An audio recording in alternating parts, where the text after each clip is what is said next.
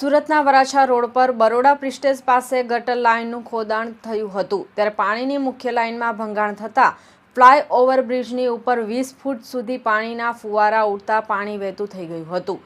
પાણીની લાઇનમાં ભંગાણ થતાં હજારો લીટર પાણીનો વેડફાટ થતાં મનપાના અધિકારીઓ દોડતા થઈ ગયા હતા।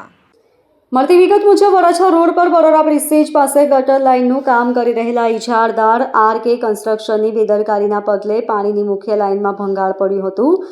સાંજની પાણીની સપ્લાય વખતે જ આ ભંગાણ થતાં પાણીના ફુવારા છૂટ્યા હતા।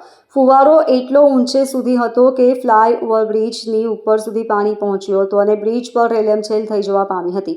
અત્રે ઉલ્લેખનીય છે કે આ ઇજારદારે થોડા દિવસ પહેલા આ જ વિસ્તારમાં બેદરકારી દાખવતા પાણીની લાઇન તોડી હતી અને પાણી વિભાગે 7 લાખની પેનલ્ટી ફટકારી હતી। બરોડા પ્રિસ્ટેજ પાસે કામ ચાલુ થયું ત્યારે પણ પાણી વિભાગના અધિકારીઓ દ્વારા સાવચેતી રાખવા તાકીદ કરાઈ હતી। આમ છતાં અહીં પણ પાણીની લાઇન તોડી હતી। Bureau report LK star news Surat.